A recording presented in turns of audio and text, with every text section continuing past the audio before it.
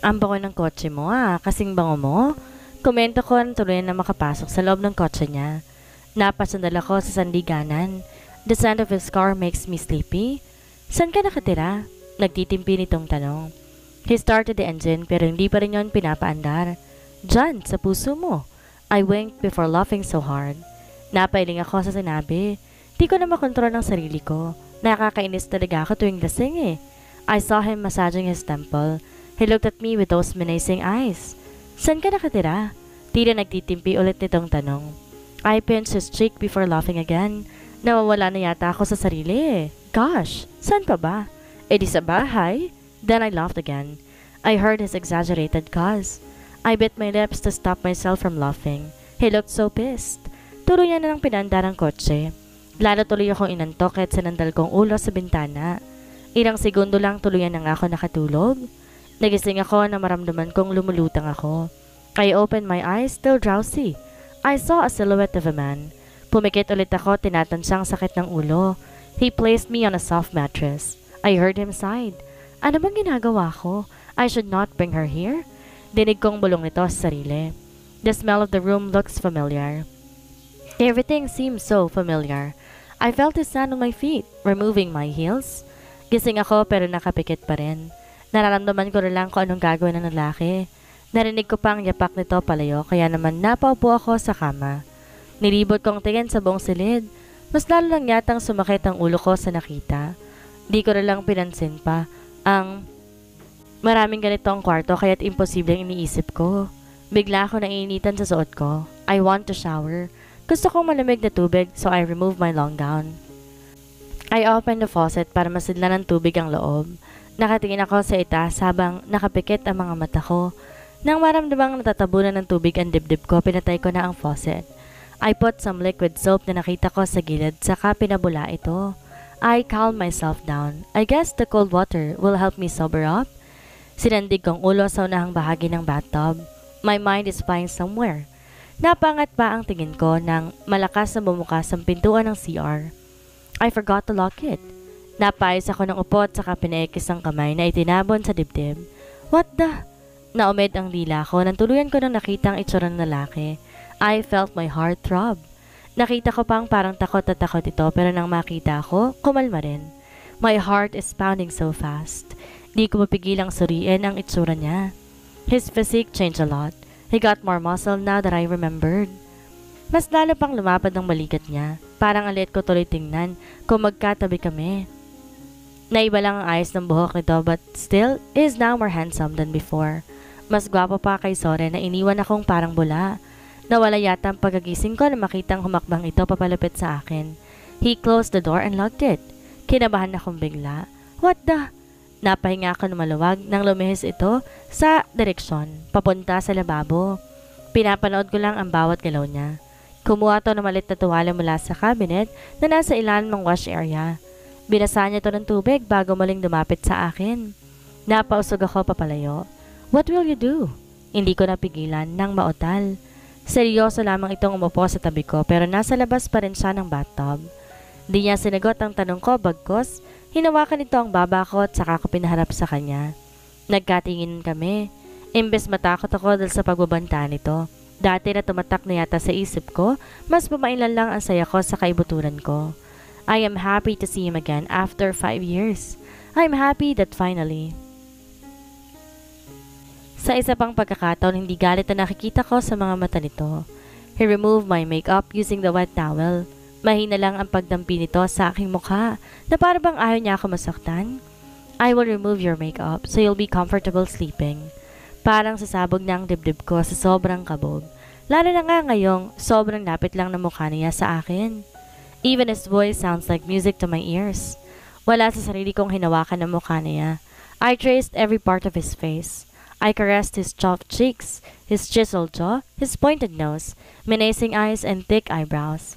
My eyes stopped on his luscious lips. He's just watching me the whole time. I was tracing his face. I touched his lips. It felt so soft in my fingers. I bet in my lips too. He looked lovingly at me as if he missed me. I miss you, he whispered before closing the space between us. His lips touched mine. It was so soft and I think I will never get enough. Nagtatakang napatingin ako sa kanya. Inalis ko lamang pala nito ang suot niyang damit na tila ba nagmamadali pa. My hand was roaming around his body na tila ba may hinahanap. Nawala ang bula na nasa katawan ko dahil sa mabilis na lagaslas ng tubig. I looked up just to see him watching my every move. I closed the shower when I noticed his sweat stack. Inila ko siya papalapit sa lababo. Binuksan ko ang cabinet at saka kumuha raon ng tuwalya. Remove your slacks, it's already wet. I pointed his slack. Tahimik lang tong sumunod sa akin. Parang boxer na lang nitong natira na makabalik ako sa kanya. I placed the towel on his wet hair. We're still looking at each other while I'm trying to dry his hair as of this moment will fade if we close our eyes. Stop it! He held my wrist. I screamed when he scooped me again. Binuhat ako nito paharap sa kanya kaya pinunupot ko ang hita ko sa bewang niya. Ang mga kamay ko na may nakapalibot sa kanyang leeg. We're still looking at each other. Lumabas kami ng CR. He placed me again on the soft mattress. This is our room and I'm still pretending as Juliet. Kaya pala pamilyar sa akin ang lahat eh. Hindi pa pala siya umaalis dito. Mukhang nawala talaga ang pagkalasing ko sa nangyari kanina. I am still dizzy but it's bearable now compared earlier. I looked down and saw myself naked. I watched Charles as he opened his cabinet. Nagulat ako na makitang nararoon pa rin ang mga damit ko na iniwan ko noon. My heart ached when I remembered the past. Kumuha lang siya ng maluwag na damit, panty at isang pajama at saka binigay sa akin. You can change here.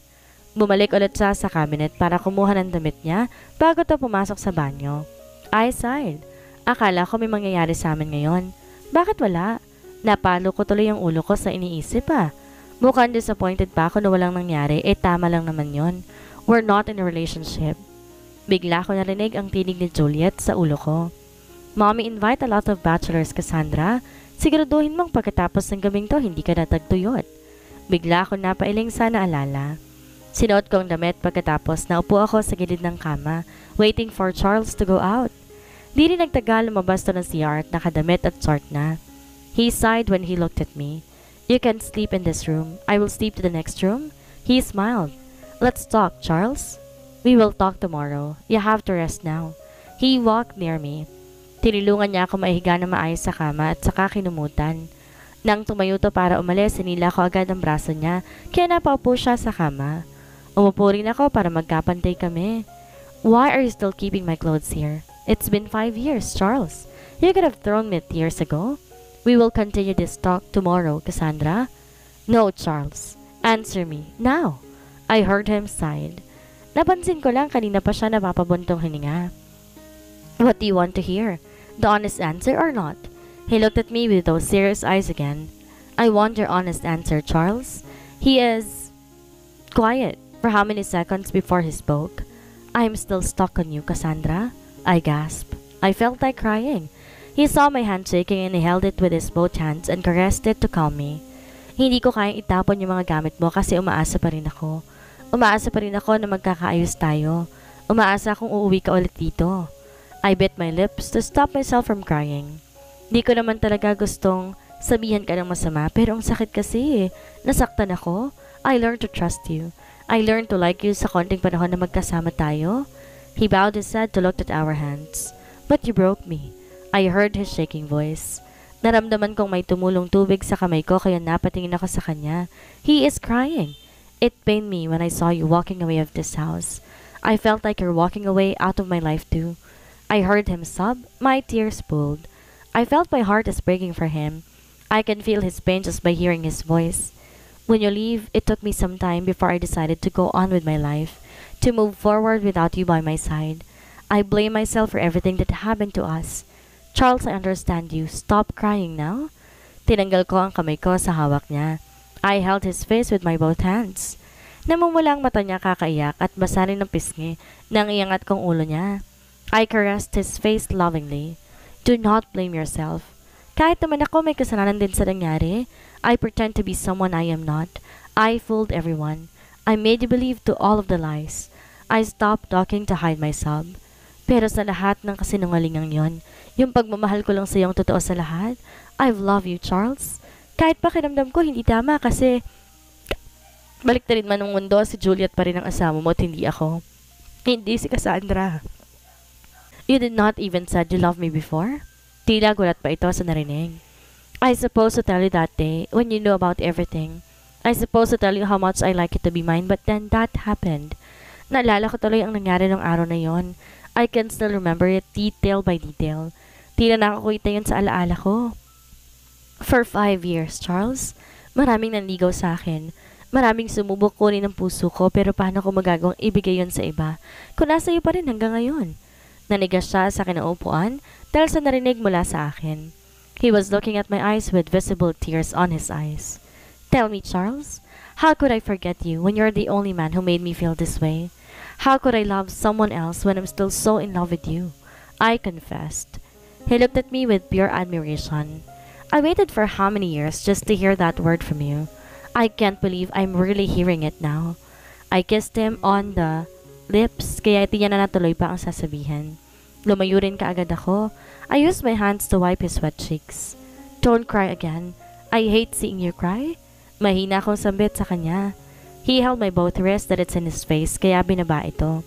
He was looking at me full of love, admiration, and lust. I gulped when I felt something staring on my stomach. His face went near me until I can feel his breath on my face. I love you, he whispered before claiming my lips. Napahiga ako sa kama. He went on top of me while his both hands intertwined my hands. Nilagay niya yon sa ibabaw ng ulo ko. He released my hand and we stopped from kissing just to remove our clothes. I even helped him to undress his boxer. I woke up, feeling so tired and sore. Kung hindi ko lang narinig tumunog ang cellphone ko, hindi pa ako magigising. I get my phone. Still, my eyes were closed.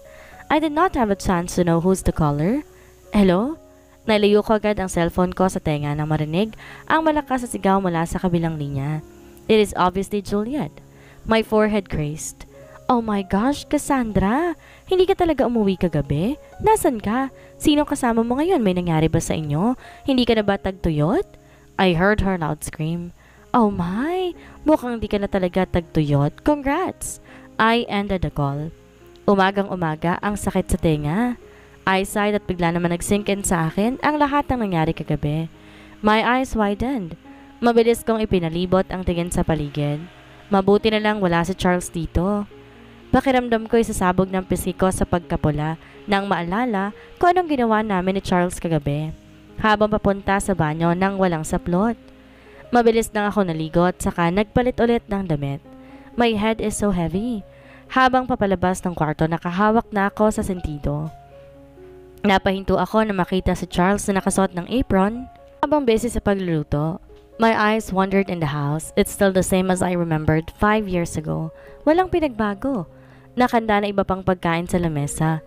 He closed the stove before putting the eggs on the plate. He smiled when he saw me. Good morning. He walked near me and kissed me on the lips. I bit my inside cheek to hide my smile. Gosh, ngayon pa talaga ako kikiligin? He pulled a chair for me before he sat in front of me. How are you feeling? You look sick. He put fried rice on my plate. I'm just tired, a bit. Sore? I gulped. Nahihiya pa rin ako hanggang ngayon tuwing naiisip ang nangyari. I heard him chuckled. I'm sorry about that, I said. I'll take it slow but I just can't control. I promise next time I'll be gentle to you. I coughed. He quickly got a glass of water before giving it to me. My next time pa pala? I will go home after this. He looked at me. We're still gonna see each other, right? I can see sadness in his voice. I smiled at him. Of course, we will. His smile grew wider.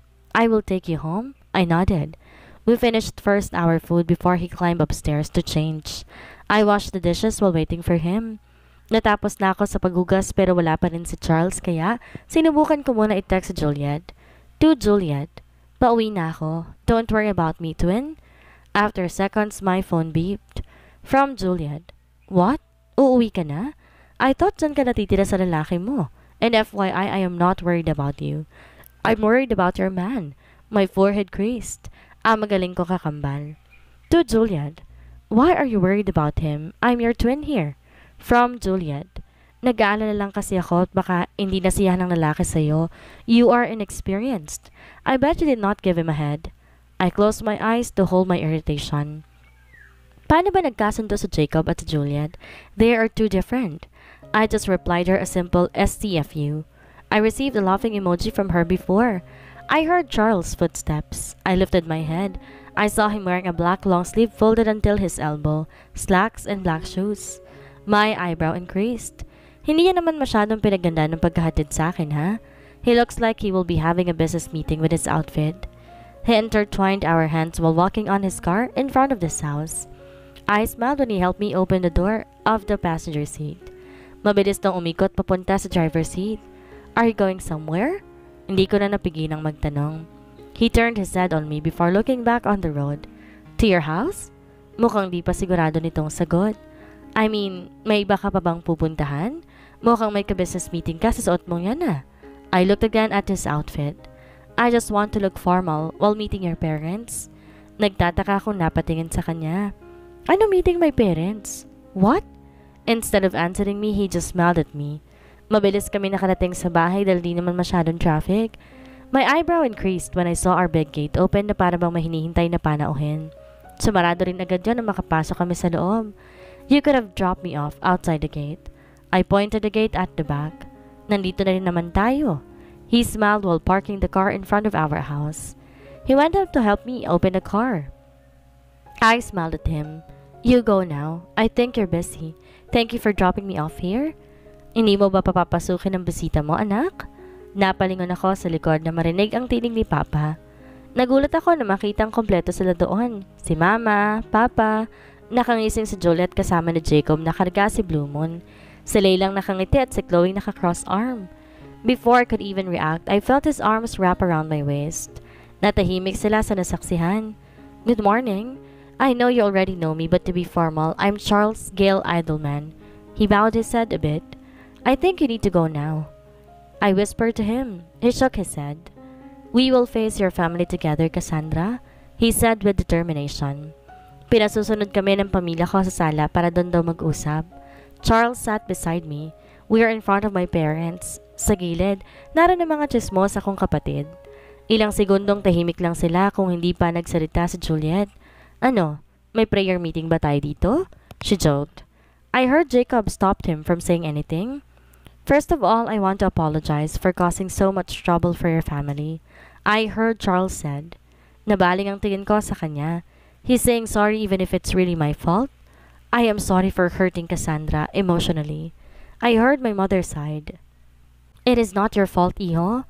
Kami mga ang dapat tumingin ng paumanin sa'yo. Your company helped our company so much, but we still did something to you. How about we just forget about it and move forward in our lives? Juliet interrupted. The important thing is we learned and we forgive. It doesn't really matter now since we're all happy now with our lives. Especially you, Cassandra. Masayang-masaya kasi finally nadiligan na. Juliet said it makes them laugh. I saw Charles catching his head from embarrassment. Kung wala lang si Charles sa likod ko, baka nabato ko na ng vase sa ulo si Juliet. Ang ganda sana ng mga advices niya kung di niya lang sinabi yon. That's enough, Juliet. Anyway, are you back together now? Mama interrupted. Nagkatinginan kami ni Charles. We still haven't discussed about it. Kakamit lang namin kahapon tapos magjujuga na naganap tapos sa isang iglap maayos na ulit kami ni Charles.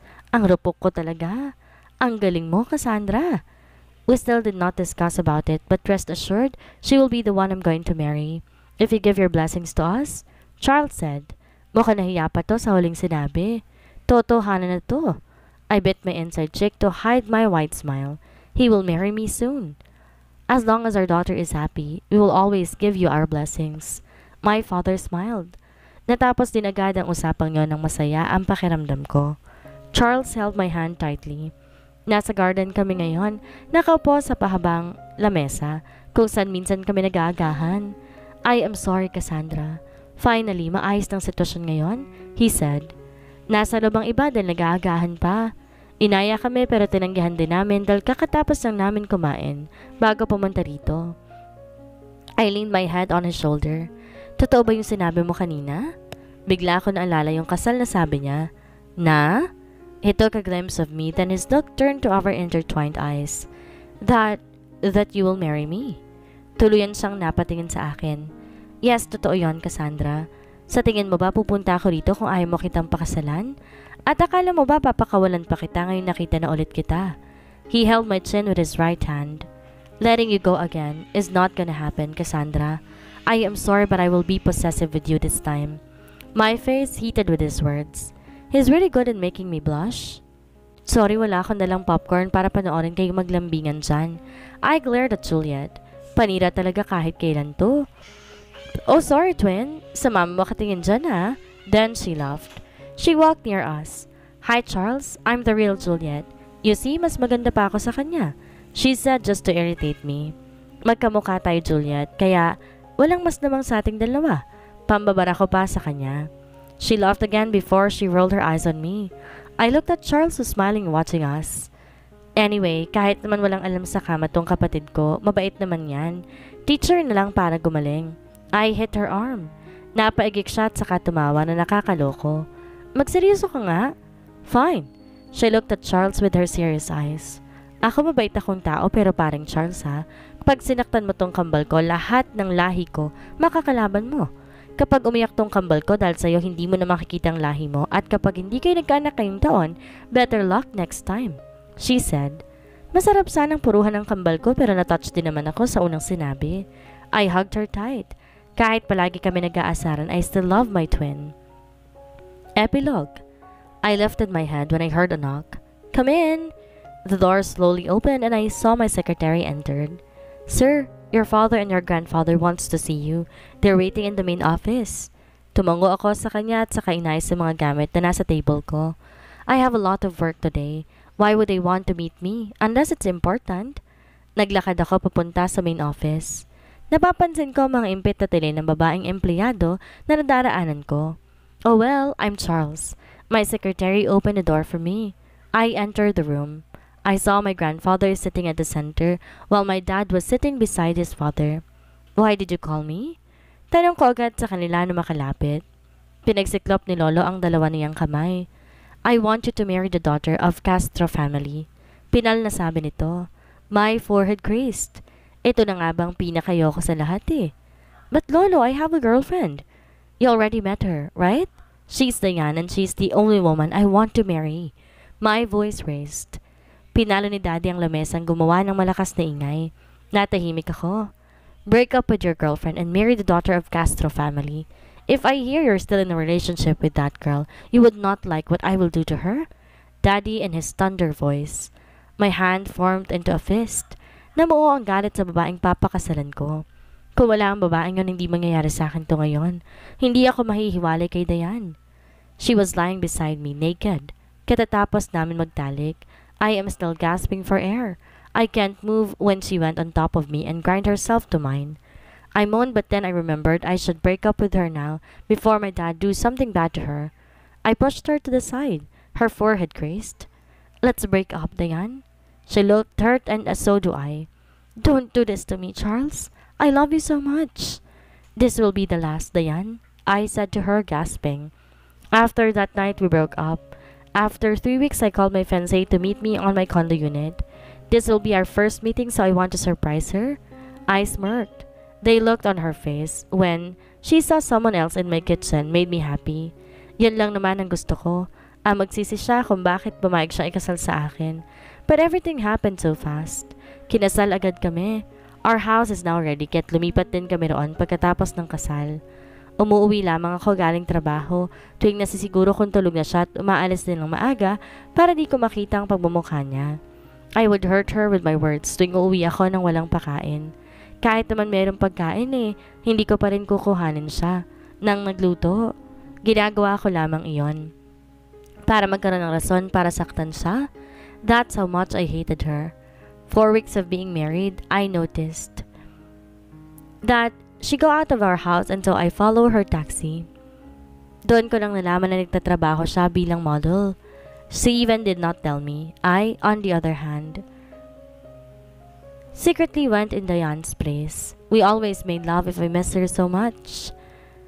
Minsan nga nagigilty na rin ako tuwing sumisilip ako sa kwarto ni Juliet na mahimbing na natutulog.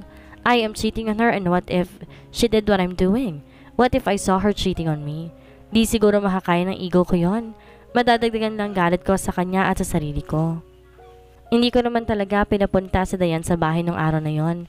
When I told her I was forced to marry, she went to our house with her luggage. I saw Juliet was hurt but she was quick to hide it. Nang umuwi siya galing Batangas, nag-away na naman kami. I was fuming mad when I saw her with his ex.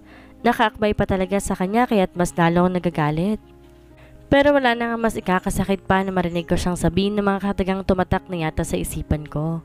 Pagod na ako sa kakaintindi sa'yo. Pagod na ako sa isipin may asawa nga ako pero hindi ko naman ramdam. Pagod na ako sa sitwasyon natin. Pagod na ako sa panloloko mo. Pagod na ako sa lahat-lahat. Pagod na ako, Charles. Pagod na pagod. Napaupo na ito sa kakaiyak. Nakatayo lang ako sa harapan niya. Tahimik na nakayo ko. Hindi ko alam kung anong mararamdaman ko nung sabihin niyang gusto niya ng annulment. I felt a pang inside my chest. I should be happy, right? Yun lang naman ang hinihintay ko para sumaya na ulit kami ni Dayan. But wow, I'm feeling sad. Bakit nasasaktan ako? Kaya kinaumagahan maaga akong gumising para magluto ng almusal. Napahinto ako na maramdaman ang presensya ni Juliet. Dumilim ang paningin na makitang nakasukbit itong bag sa balikat. Where are you going? Sa bahay muna ni Mommy ako mananatili habang inaayos ka pang annulment natin. You can let Dayan stay here para may kasama ka. Walang emosyon itong sambit, saka tumingin sa relo. Na para bang may hinahabol na oras. Gotta go. Mabilis tong pumihit patalikod sa akin. Natulala ako na ilang segundo sa pirkura niya na naglalakad papalayo. Let's eat breakfast first. I cooked. Aya ko sa kanya. She smiled at me but I know it's a fake one. No thanks. I don't have plan eating with you. Seryoso nitong turan bago muling tumalikod sa akin. Napahawak ako sa dibdib ng kumilit ito. It's like deja vu. Pero dati siyang nag-aayang kumain kami. Ako ang tumatanggi. Ngayon baliktad na ang nangyayari. Ngayon alam ko ng feeling na ma-reject. Ang sakit pala. Napatingin ako sa niluto ko. I sighed. I apologized to her that day. Mabuti na lang pinayagan niya akong muling gawin ang tama sa kasal namin. Kahit ngayon lang. Ako na yata ang pinakamasayang lalaki sa buong mundo dahil nagkaayos kami ni Juliet. I even left my job for a week para lang masulit ang panahon na magkasama kami. Magkatabi kaming matulog, magkasabay kumain, minsan sabay maligo na nahahantong sa make-out, namimili ng groceries, magkayakap na nanonood ng paborito niyang movie sa Netflix, at marami pang iba. But then nangyari ang di ko inaasahan. I woke up when I heard the phone ringing. Minulat ko ang mata ko at nakitang cellphone ni Juliet yon. I looked at the caller and saw it's Chloe. I answered the call to tell her Juliet is probably in the kitchen. Cassandra, gising na ang totoong Juliet? Napatayo ako sa kama at lumabas ng veranda para pakinggan kung tama bang naririnig ko. She called Juliet. Cassandra? What the? Cassandra, nandyan ka pa ba? Anyway, thank you ulit Cassandra. Ang laki ng tulong mo sa pamilya ko at dahil ngayon nagising na ulit ang totoong Juliet, makakahinga na ako ng Napalayon ako kay Juliet na nasa likod ko. Hawak na niyang cellphone. I was fuming mad. Parang kahit anong oras sasabog na lang kong bigla. Who are you? I gritted my teeth. Hinaklit ko ang braso niya. Kitang-kita kong takot at kulat sa mata niya. Answer me, you damn woman. Who are you? My hand formed into a fist. I am gritting my teeth from anger. Charles, let me explain. She sobbed. I heard enough, Juliet, or whoever you are. Now answer me bago pa kita masaktan. Nanggigigil na saad ko. I glared at her. I'm Cassandra. Hindi ko sinasadyang lokohin kayo, Charles. Please let me defend myself. Shut up. I've already heard enough of your shit. Nagpaloko sa isang impostor ang katulad mo. Pinakasalan ko isang impostor and you know what? It's disgusting. You fool me and everyone around us. Hindi ka na ba nakokonsensya man lamang? Well, let me guess, you did it for money, right? I laughed mockingly. Pero yun naman talaga ang rason, di ba? Ano pa bang bago? How much are you? Magkano ang binayad sa'yo at nagawa mo akong lokohin? How much are you so I can just buy you? I shouted again. Galit na ang lumukob sa akin. How could you say this to me? How could you? Kung kailan nagugustuhan kita at saka ko naman malalaman ng mga to? Shit! She cried so hard. I wanna hug her. I want to wipe those tears, but why would I do that? I am not even her husband. Hindi ako. I'm sorry, Charles. I'm sorry. I'm sorry. Hindi ko naman gagawin to kung hindi ko kailangan ng pera eh. I punched the wall near me. Hindi ko na maramdaman ang sakit nito kasi mas masakit ang nararamdaman ko ngayon. I felt betrayed. She touched my hands. Charles, don't do this. Don't touch me. You're not my wife. You're just a gold digger imposter. All this time, niloloko mo lang ako. I will never forgive you. Hindi kita mapapatawad. I don't know what's gotten into me. I pushed her. Napasinghap ako nang tumamang likod niya sa kanto ng lamesa. I did not mean to hurt her. Leave this house before I even call the police. Umalis ka na at huwag magpapakita kahit kailan. Do not show your face to me dahil sa sunod na makita pa kita. Baka mas malala pa sa pagtulak ang gawin ko sa'yo. I shouted and stormed out of the room. Charles, please hear me out. Please? Her voice broke but I did not bother to look at her again. Kumuha agad ako ng alak at tinungga na iyon. Masakit sa lalamunan pero wala nang mas isasakit pa ang nararamdaman ko ngayon. When I saw her walking away in our house, I followed her. I'm gonna fix this just so she won't leave me. I will beg for her to stay with me. I will file an annulment to Juliet just so I can marry her. Ganun ako katanga sa pagmamahal ko sa kanya. Cassandra! I called her pero huli na dahil tuluyan na tong nakasakay ng taxi. Napaluhod ako sa sahig. Umaasang babalik ang taxi na sakay siya. But it did not came back. Pumasok ako ng bahay at tuluyan na napaupo sa sahig. I cried so hard. I cried hanggang wala ng luha pang lumalabas sa mata ko. Charles! Nagising ako sa pagkakatulala nang marinig ang malakas na sigaw ni Cassandra mula sa kusina. Halos madulas pa ako sa hagdan para lang mapuntahan si Cassandra. Bigla akong kinabahan. Cassandra! I saw her suffered.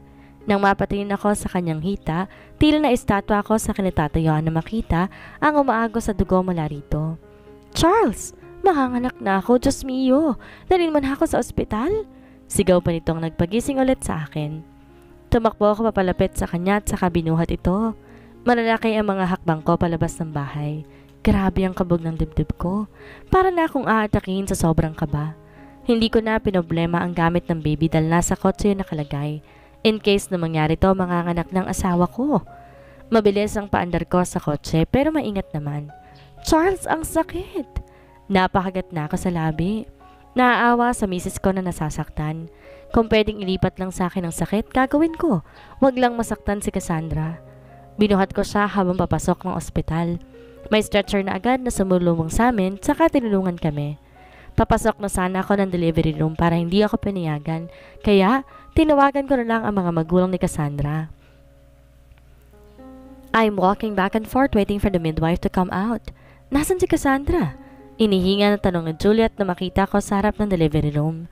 Nasa likod niya sa Jacob. Nahanganak na siguro sa loob. Kinakabahan itong sambit.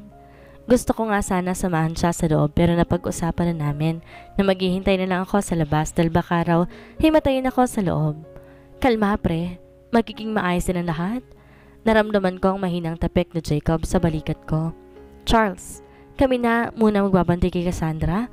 Bumili ka na muna ng mga pagkain ng asawa mo. Sigurado nagugutom yun.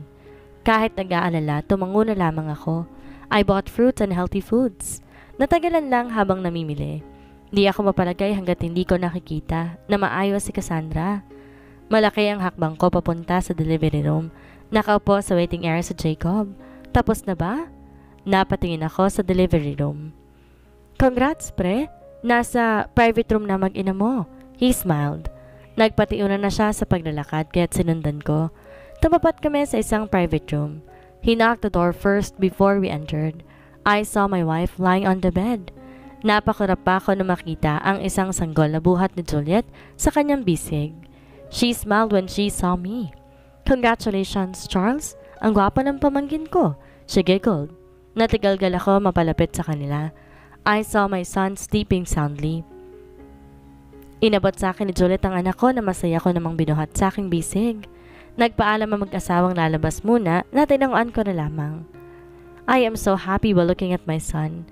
Di ko napigilang umiyak sa sobrang tuwa. Hi boy! Welcome to our world. I love you. I slowly kissed him on the forehead. I sobbed. Such a crybaby. Napatingin pa ako. Kay Cassandra na magsalita ito. Nagising ko pa nga yata. Siya sa iyak ko eh. I gave our son to her. Before I wiped my tears. Umupo ako sa gilid niya habang nakatingin kay Cassandra na sobrang saya. Thank you Cassandra for giving me such wonderful blessings. I love you both. Thank you to Charles for loving me. I'm happy because of you, and this little angel here, I love you. Yumuko ako para naman halikan siya sa labi. She smiled after our kiss. What will be his name? I asked nang maalala. Siya ang magbibigay ng pangalan. Ngayon, sa sunod naming anak ako naman na magbibigay. Clarence Atticus. I smiled. That's a nice name. At dito na po nagtatapos ang kwento ni na Charles at Cassandra. Maraming salamat po sa walang sawang pagsubaybay sa aking munting channel. Hanggang sa muli po,